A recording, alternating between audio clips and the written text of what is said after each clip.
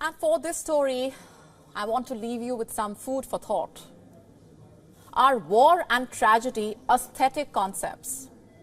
Can human suffering, devastation, tragedy be used by creative agencies for commercial gains? Since when have corpses become props? And just where do you even draw the line between taking a creative license and exploiting a sensitive issue? These questions emerge amid Zara's recent ad campaign row. You see, the fashion brand's new campaign has been under fire. Over what?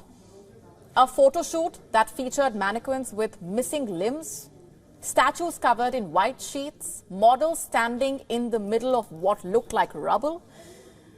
The ad campaign drew flack from all quarters. Some said that the photo shoot resembled images of Israeli assault on the people of Gaza. It led to massive uproar on social media.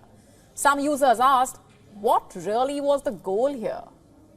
Why is this ad romanticizing what looks like devastation?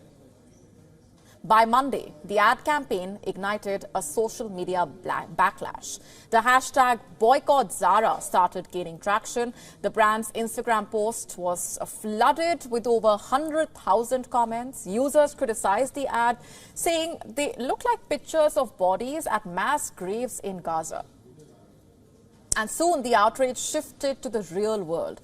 Protesters gathered outside Zara stores, spray painting Free Palestine slogans on the windows. Some protesters also staged marches inside the stores, carrying bundles of white clothes to mock the campaign's imagery. And the move not only triggered protests, but also prompted a wider debate about the romanticization of devastation for commercial gains. Critics argue that Zara's campaign crosses ethical boundaries by using images reminiscent of war zones, mass graves, human suffering as a backdrop for fashion shoots. Is the fashion brand trivializing it? So what is the creative intention behind featuring mannequins with missing limbs? Well, Zara has responded by taking down the ad. It has expressed regret, saying that customers saw something far from what was intended.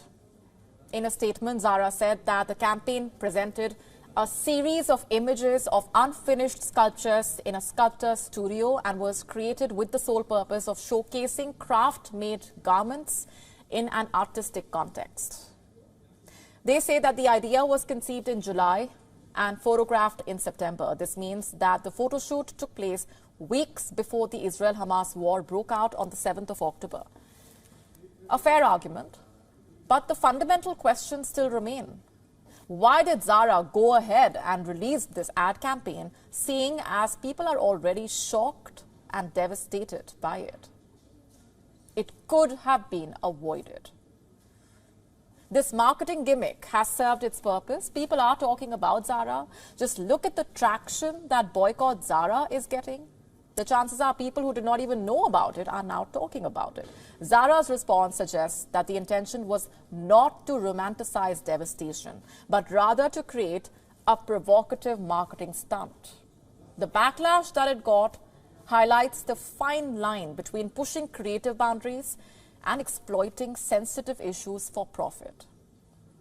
It is generating attention and discussion around Zara, even if that means it is coming at the cost of negative publicity. And in the world of fast fashion, where staying relevant is the key, Zara's ad campaign may be viewed as a calculated risk. It keeps the brand in the spotlight. But the entire incident also serves as a reminder and triggers the question: in the name of creativity, should you forego your responsibility to the people, to the potential impact on society, to sensitivities? In the end, brands will do well to remember what happens when you blur the line between artistry and insensitivity. We are now available in your country. Download the app now. Get all the updates on the move.